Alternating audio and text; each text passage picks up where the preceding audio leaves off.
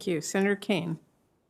Thank you, Chair Murray. What an excellent panel of witnesses, and my colleagues have asked very, very good questions. I want to first put a challenge on the table that I may be asking my colleagues to help us resolve. Two officers who were here defending the Capitol on January 6th died by suicide in the days right after that attack. Howard Liebengood was a Capitol police officer. Jeffrey Smith was a Metro police officer. Two other Metro police officers died by suicide a number of months later. I don't mention them because their families have not reached out and asked for help, and I don't want to presume their intentions. But the families of Officers Smith and Liebengood have reached out for help. Law enforcement officers, federal and state, local, are generally accorded a death benefit should they die in the line of duty.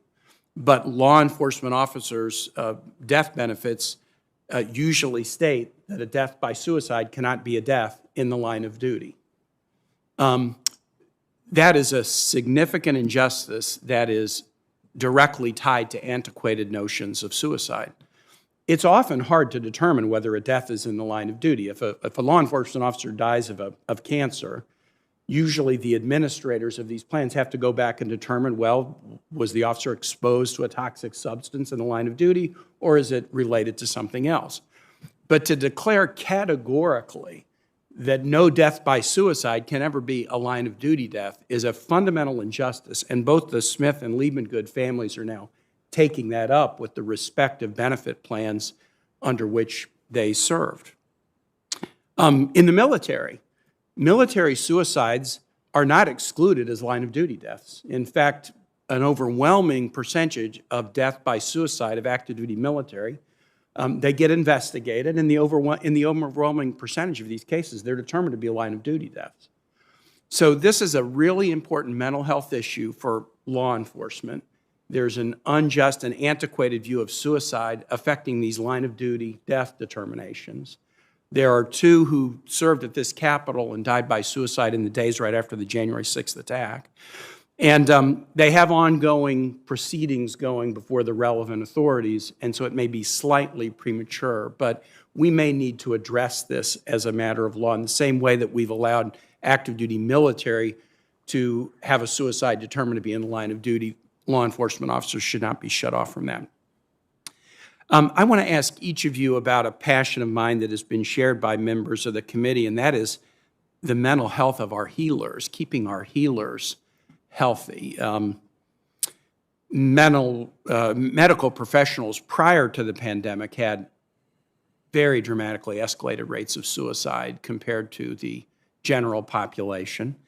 And many medical professionals feel some significant stigma about seeking mental health counseling because of worrying about its effect on credentialing at hospitals or licensing at the state level or what colleagues might think.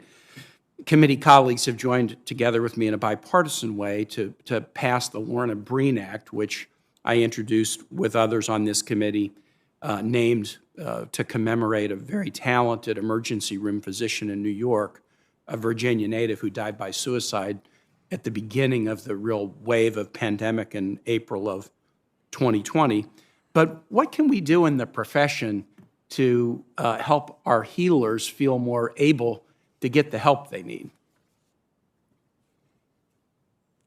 Sure. Thank you, Senator Kaine, for bringing that up, and thank you for your work in this area. It is, in fact, very important. We are definitely seeing burnout. The mental health care providers are frontline workers too, of course, and we're seeing major burnout and concern among mental health care providers.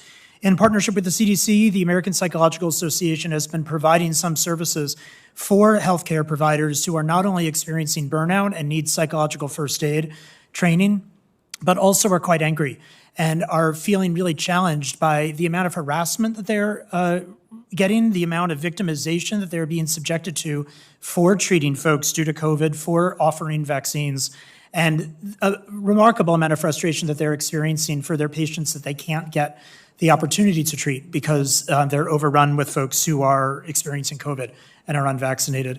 There are a variety of things that can be done. As you ask, providing concrete support, modeling self-care, psychological first aid training, as I mentioned, Excuse me, but I wanted to thank you for both of your points, really raising this issue of stigma that is still pervading the way that we think about mental health issues versus physical health issues. And I hope that this committee can be very, very clear that that's sometimes also even reflected in the amount of funding that we provide to develop a workforce in mental health versus physical health care. And that just has to stop. Thank you.